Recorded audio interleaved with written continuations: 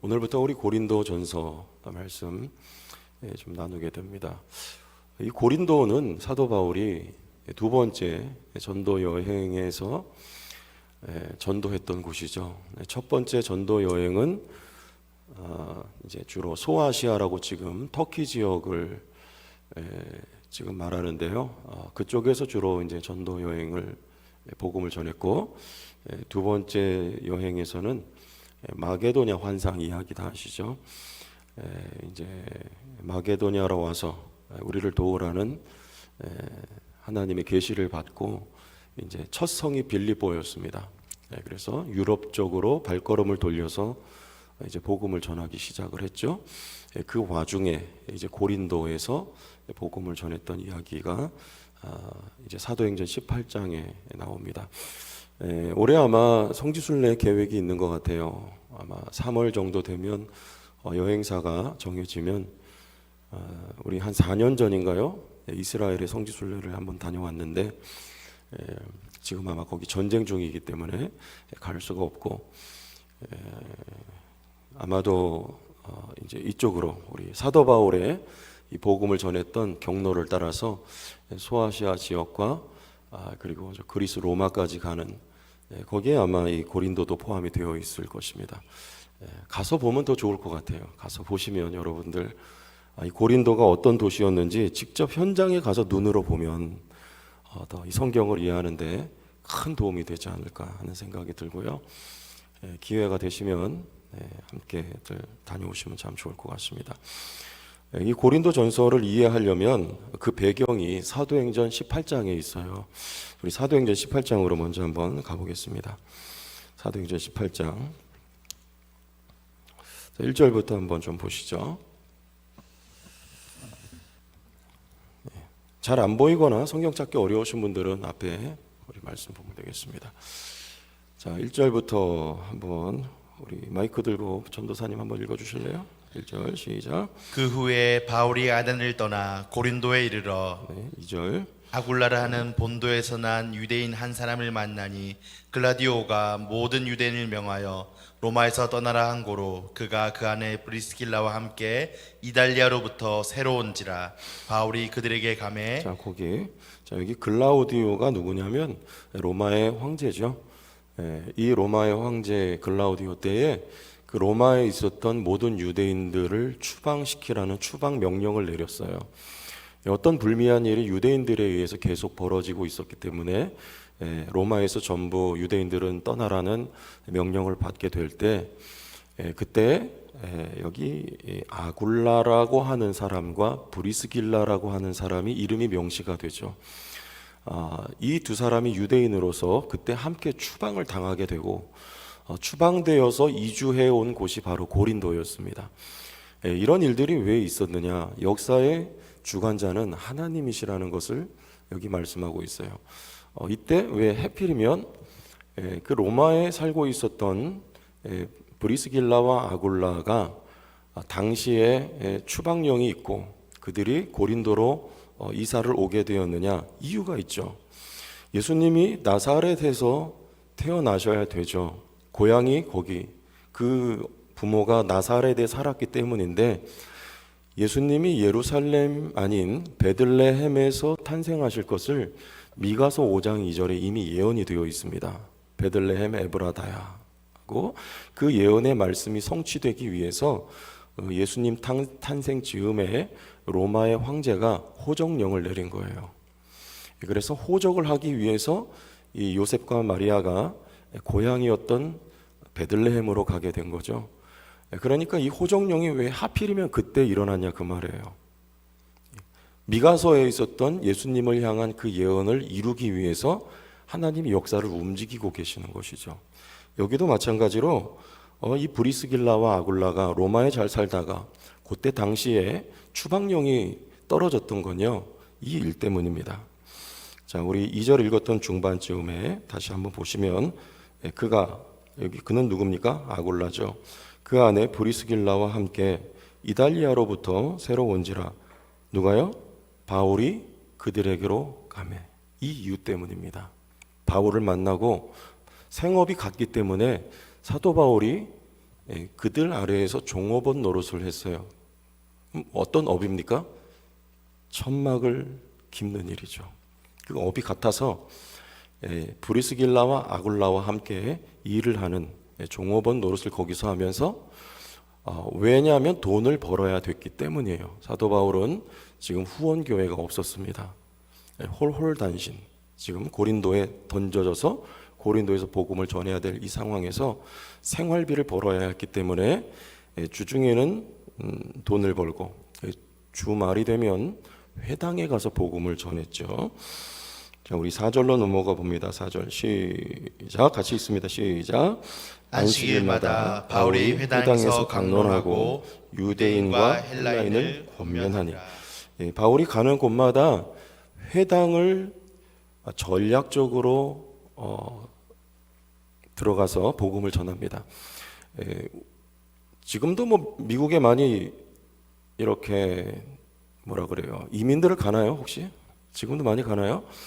우리 70년대, 80년대 많이들 갔는데 60년대 이민을 가면 여러분 어디에 모입니까 주로? 이민자 절 들어보셨어요? 이민자 절. 그런 건 못 들어본 것 같고 이민자들 교회가 있죠. 이민교회. 교회에 왜 가냐면 거기서 정보 교환이 이루어지기 때문이에요. 뭐 취업 자리라든가 아이들 학교 문제라든가 뭐 여러 가지 정보들과 도움을 받을 수 있는 곳이 교회입니다. 지금도 마찬가지예요. 그래서 이민 사회는 교회를 중심으로 교제를 하게 되어 있어요. 그와 같이 이 유대인들이 흩어져 있는 유대인들이 모여서 서로 정보를 교환하고 서로 도와줄 수 있는 그런 어떤 장소가 회당이었습니다. 유대인들이 모여 있었고 사도 바울은 우선순위의 원리에 따라서 유대인들에게 복음을 전하고 또 그 회당에 있었던 이방인들이 같이 있었기 때문에 그들에게도 복음을 전하기 위해서 전략적으로 회당을 찾아 들어가는 거예요. 그래서 회당에서 주말이면 이렇게 복음을 전했던 사도 바울인데 거기에 누가 있었습니까? 유대인들이 있었고 헬라인들, 즉 이방인들이 있었습니다. 그래서 이 고린도 교회는 유대인들이 소수 있었고 다수가 이방인들이었어요. 그렇게 고린도 교회가 구성이 이제 되는데 우리가 쭉 넘어가면 이제 우리 7절로 가봅시다. 7절. 자, 6절을 여러분들 읽어주시고 7절을 제가 읽을게요. 6절 시작. 그들이 대적하여 비방하거늘 바울이 옷을 털면서 이르되 너희 피가 너희 머리로 돌아갈 것이요 나는 깨끗하리라. 이후에는 이방인에게로 가리라 하고 거기서 옮겨 하나님을 경외하는 디도 유스도라 하는 사람의 집에 들어가니 그 집은 회당 옆이라. 회당에서 유대인들에게 또 이방인들이 복음을 전하는데 많은 유대인들이 거부를 합니다. 그리고 사도 바울을 박해하기 시작을 했어요. 그래서 회당에서 나왔는데 그 옆 집에 집 주인이 누굽니까? 유스도라고 하는 사람의 집에 들어가요. 이 유스도의 집이 교회가 되는 거예요. 회당 옆집에 들어가서 유스도에게 복음을 전하고 8절에 보니까 또 회당장 그리스보가 온 지방과 더불어 주를 믿으며 수많은 고린도 사람도 듣고 믿어 세례를 받더라. 그런데 하나님이 이런 말씀을 하세요. 9절과 10절. 밤에 주께서 환상 가운데 바울에게 말씀하시되 두려워하지 말며 침묵하지 말고 말하라. 10절 시작. 내가 너와 함께 있음에 어떤 사람도 너를 대적하여 해롭게 할 자가 없을 것이니 이는 이 성 중에 내 백성이 많음이라 하시. 뭐 누가 많다고요? 이 표현 기억하세요. 내 백성이 많다. 그래서 내 백성이 많다. 여기 소수 유대인과 다수의 이방인들을 내 백성이라고 하나님이 택하신 백성들이 여기 있었습니다. 네, 이 바울을 고소하죠, 유대인들이. 그런데 당시에 총독이 이 사도 바울을 보고 이건 유대인들의 종교의 문제예요. 로마에서는 이 종교의 문제에 관해서는 유대인들에게 일임을 했습니다. 그래서 법정에서 이들을 쫓아내는데 누가 매를 맞냐면 애매하게 17절 같이 보세요. 맨 마지막 17절. 모든 사람이 회당장 누구요? 소수대네요. 소수대네를 잡아. 이 모든 사람은 거기 있었던 이방인들을 다 아마 포함하는 것 같아요. 그런데 이 애매하게 사도 바울이 아닌 소수대네를 잡아서 이 사람을 때려요. 아마 반유대인 정서가 그들에게 많이 있었던 것 같아요. 그런데 이 소수대네도 예수를 믿게 되고 고린도전서 1장에 우리가 읽은 말씀에 자 이제 본문으로 가보겠습니다. 고린도전서 1장 1절 같이 읽습니다. 시작. 하나님의 뜻을 따라 그리스도 예수의 사도로 부르심을 받은 바울과 형제 소수대네가 그 두들겨 맞았던 소수대네가 예수를 믿게 된 것 같아요. 사도 바울이 지금 인사를 하면서 하나님의 부르심으로 말미암아 사도가 된 바울과 그리고 형제 소수대네 이렇게 겸손하게 자신의 사도권을 말하고 또 공동 발신자로 소수대네를 이야기를 하는 바울의 겸손함을 볼 수 있는데 여기서 우리가 주목할 표현은 하나님의 뜻을 따라 그리스도 예수의 사도로 부르심을 받은 부르셨다. 누가 부르신 것입니까? 여러분 누가 부르셨습니까? 저는 목사로 누가 불렀습니까? 이 부르심이라는 이 단어 2절에도 보면 고린도에 있는 하나님의 교회 곧 그리스도 예수 안에서 거룩하여지고 성도라 누가 불렀어요? 하나님이 부르신 거예요. 이 부르심은요. 부르심 옷이 어디 가셨어요? 부르심은 하나님의 사역이에요. 하나님이 부른 거예요. 그래서 우리는 이런 표현 좀 조심해야 돼요. 뭐 올해도 우리 이제 새로 일꾼들을 뽑을 계획이 있지 않습니까? 그런데 뭐 한간에 이제 그 강아지나 송아지나 무슨 말인지 아시겠어요? 죄송해요. 강아지나 송아지나 이런 표현은 좀 안 하는 게 좋을 것 같아요. 이해 안 되세요? 조금 더 리얼하게 표현해 볼까요? 개나 소나. 응? 개나 소나 목사가 되는 시대. 통장보다 목사가 더 흔한 시대. 그러니까 개나 소나 목사 되는 시대. 이런 말들은 여러분 안 하는 게 좋지 않을까요? 누가 부르신 거예요? 이유야 어쨌든지 간에 부르신 분은 누구다? 하나님입니다. 그러면 우리가 서로에 대한 존중은 그 인격에 대한 것 우선 하나님께 대한 하나님의 사역에 대한 존경이에요. 우리 조심하고 이 믿음의 고백이 되어야 될 수 있어야 합니다. 그래서 당신은 하나님이 부르신 사람입니다. 한번 해보세요. 시작. 당신은 하나님이 부르신 사람입니다. 여기에 우리의 정체성과 그리고 자존감이 있는 거예요. 당당함과 담대함이 여기 있는 거예요. 우리는 하나님이 부르신 사람이에요. 또 한 가지 의미는요. 우리 성도로 불렀다. 고린도에 있는 하나님의 교회. 누구의 교회입니까? 이 교회는 하나님의 교회예요. 굉장히 중요한 거예요. 교회가 어떠냐? 교회가 왜 그러냐? 이런 말도 우리가 조심해야 돼요. 하나님이 구별하신 그래서 그리스도 예수 안에서 거룩하여지고 이 거룩이라는 말은 누가 구별했다는 말입니까? 하나님이 구별한 거예요. 구별은 내가 구별된 행동을 해서 이거는 차후고요. 하나님이 구별을 하신 거예요.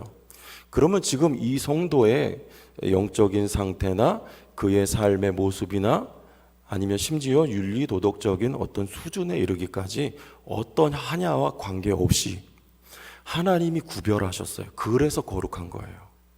그러므로 여러분은 성도, 즉 거룩한 무리라고 바울이 어떻게 말하고 있습니까? 부르심을 받은 자예요. 이미 여러분들은 구별된 거고 성도, 거룩한 무리로 하나님께 인정이 된 분들입니다. 이 고린도 교회는 많은 문제가 있었어요. 아시다시피 그런 이방인들, 이 고린도는요 무역의 중심지였습니다. 지중해 그 바다에 많은 상업을 위한 이제 그 배들이 다니고 여기 고린도에 정박을 하고 여기서 그런 어떤 상업 행위가 이루어졌기 때문에 무역의 중심지예요. 그러면 여러분 뭐가 많을까요? 돈이 많죠. 과거에 제천에 돈이 많을 때 있었죠. 그렇게 들었는데 있었어요? 없었어요? 대답하신 분은 돈 많이 버신 분들이고 안 하시는 분들은 적게 버신 것 같아요. 여기 이제 제천이 여기가 뭐 이렇게 뭐예요? 석탄이 이렇게 다 여기 맞나요? 모이고 여기서 다 이렇게 전국으로 이렇게 뭐 가는 그런 곳 아니었어요? 여기가? 잘못 알고 있나? 맞는 것 같은데요? 네, 그러다 보니까 여기가 이렇게 소비 도시고 이렇게 또 돈이 많이 모이고 그런 것처럼 고린도가 돈이 굉장히 많은 동네였어요. 그러다 보니 많은 사람들이 세계에서 몰리고, 그러면 여러분 뭐 어떤 일이 일어납니까? 종교가 쉽게 말하면 짬뽕이 되겠죠. 종교 혼합주의. 네, 그리고 비너스가 있었어요. 예전에 우리 TV 광고에 보면 비너스 많이 나왔죠. 이 비너스는 이제 미의 여신이고 동시에 그리고 생식의 여신이에요. 그러니까 굉장히 성도덕이 문란했죠. 우리 고린도전서 5장에 가면 이방인들 가운데에서도 찾아볼 수 없는 문란한 것이 너희 가운데 있다. 이 교회 안에 있었어요. 이 사람들이 바울이 거기서 1년 6개월 말씀을 가르쳤어요. 고린도에서. 근데 아직 그들의 이 세계관이, 가치관이 변화가 안 된 상태에서 교회 안에 그대로 있었단 말이에요. 그러다 보니까 교회 안에 많은 문제들이 있었던 거예요. 파벌의 문제가 있고 또 신학적인 문제가 있고 또 그런 도덕적인 문제가 있었습니다. 그럼에도 불구하고 바울은 지금 뭐라고 말해요? 너희는 하나님이 너희를 부르셨어. 그래서 너희는 거룩하여졌어. 그래서 너는 성도야. 이렇게 말씀하고 있는 거예요. 여러분, 우리는 서로를 향해서 사도 바울이 지금 보고 있는 이 관점이 우리의 시선이 되어야 할 줄로 믿어요. 서로를 향해서 당신은 성도입니다. 당신은 하나님이 구별하였습니다. 여러분, 이게 말씀을 배우는 사람의 태도예요. 믿으십니까? 그리고 이게 우리의 여러분 정체성이 되어야 됩니다. 왜냐하면 누구로부터 말미암은 근거입니까? 하나님으로부터 말미암은 거예요. 하나님이 이거 보러 거룩하다고 말씀하시면 하나님이 말씀하셨기 때문에 거룩한 거예요. 믿습니까? 하나님이 부정하다고 말씀하시면 하나님이 말씀하셨기 때문에 부정한 거예요. 하나님이 여러분 보도가 아니라 여러분 보러 거룩하다고 말씀하셨어요. 오늘 말씀에. 그러므로 여러분은 거룩한 존재들입니다. 여기서부터 여러분 성화가 나오는 거예요. 내가 누구냐? 이게 명확해야 거기에 맞는 삶이 나오면 능력이 되는 거예요. 자, 그래서 바울은 뭐라고 인사합니까? 3절 다 같이 읽어봅니다. 시작. 하나님 우리 아버지와 주 예수 그리스도로부터 은혜와 평강이 있기를 원하노라. 그래서 하나님이 구별하여 세운 성도들은요, 거룩한 무리는 그들에게 임해야 될 축복은 이거예요. 단지 은혜와 평강이 여러분에게 축복되어져야 되는 것입니다. 서로에게 축복해 봅시다. 은혜와 평강이 있기를 바랍니다. 시작. 평강 있기를 바랍니다. 네. 안 하는 분들은 은혜와 평강이 있기를 축복합니다. 네. 우리 서로를 위해서 여러분 말씀대로만 말하시길 축복합니다. 은혜와 평강이 있기를 바랍니다. 여러분 자녀들에게도 은혜와 평강이 있기를 바란다. 아멘. 지금 시집장가 못 가고 있는 자녀들 은혜와 평강이 있기를 바란다. 이 말씀대로 되는 거예요. 사도 바울은 이들에게 책망도 해요. 그러나 시작을 열면서 은혜와 평강을 빌고 하는 거예요. 은혜와 평강이 있을지어다. 2024년도 은혜와 평강이 있기를 축복합니다. 우리 교회 가운데 은혜와 평강 이게 있어야 되는 거예요.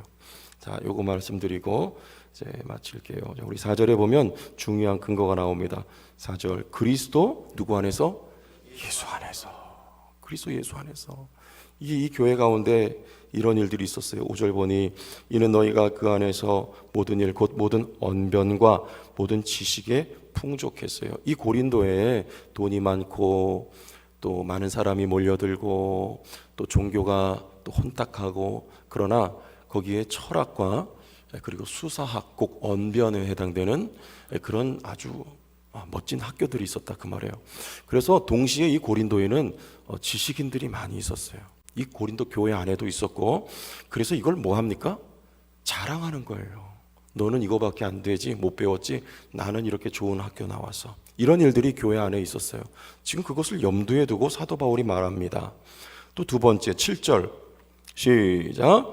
너희가 모든 은사에 부족함이 없이 우리 주 예수 그리스도의 나타나심을 기다립니다. 여기 또 뭐가 많았냐면 이 교회 안에 은사가 많았어요.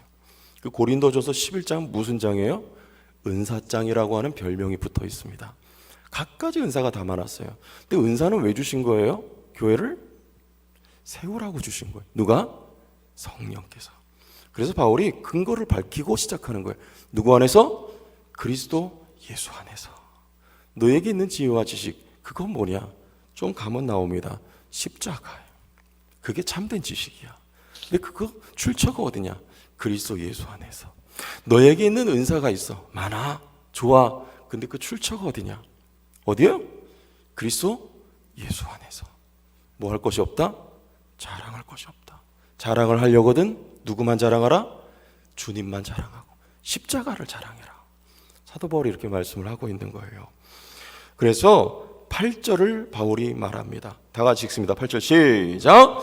주께서 너희를 우리 주 예수 그리스도의 날에 책망할 것이 없는 자로 끝까지 견고하게 하시리라. 뭐하게 하시리라? 견고하게. 이게 바울이 이 문제 많은 교인들을 향해서 바울이 바라보고 있는 바울의 시선이며 관점이에요. 너희를 견고하게, 누가? 지금은 흔들리고 아직 이 교회가 시작된 지 얼마 안 된 교회, 신생교회예요. 아직 하나님의 말씀이 그 가치와 그 의미와 그 하나님의 말씀의 세계관이 깊이 뿌리 내리지 못하고 있는 상황이에요. 그럼에도 불구하고 시작을 누가 했다? 시작은 주께서 하신 거예요. 주께서 시작하셨으니 끝까지 누가? 주께서 끝까지 어떻게 하시리라? 견고하게 할 것을 바울은 믿고 있어요. 이게 바울의 확신이에요. 여러분, 자녀들을 볼 때 참 아직 믿업지 않다. 그러나 이 바울의 관점이 여러분들의 관점이 돼야 돼요. 그 자녀들을 보면서 누가? 주께서 언제까지? 끝까지. 어떻게? 다 같이 어떻게? 견고하게 하시리라. 자녀를 볼 때 이렇게 보세요. 아멘? 성도를 볼 때도 집사야, 잡사야, 나 집사야, 김 집사야. 나 집사는 뭐예요? 나이롱 집사. 그러면 돼요, 안 돼요? 안 됩니다. 주께서 끝까지 견고하게 하시리라. 아멘? 이렇게 봐야 돼요. 그게 어떤 사람들이에요? 9절 다 같이 읽습니다. 9절 시작. 너희를 불러 그의 아들 예수 그리스도 우리 주와 더불어 교제하게 하시는 하나님은 미쁘시다. 이게 하나님과 교제하는 사람들의 마땅한 자세입니다. 무엇으로 교제합니까? 사도 바울이 1년 반 동안 성경을 가르쳤어요. 은사 집회한 거 아니에요. 말씀을 가르쳤어요. 하나님의 말씀을 배우고 말씀을 통해 하나님과 교제하는 사람들, 여러분, 이게 마땅한 마음이요 태도가 되어야 할 줄로 믿습니다. 여러분, 우리 서로를 바라볼 때 이게 교회를 힘있게 만들고 건강하게 만드는 거예요. 이 사도 바울의 눈, 사도 바울의 관점으로 여러분 서로를 보세요. 하나님이 여러분을 부르셨습니다. 부르신 하나님이 여러분을 책임지실 것입니다. 여러분의 인생을 책임지실 것입니다. 여러분을 말씀대로 아름답게 하실 것입니다. 여러분의 자녀들을 견고하게 하실 것입니다. 하나님의 부르심에는 후회하심이 없습니다.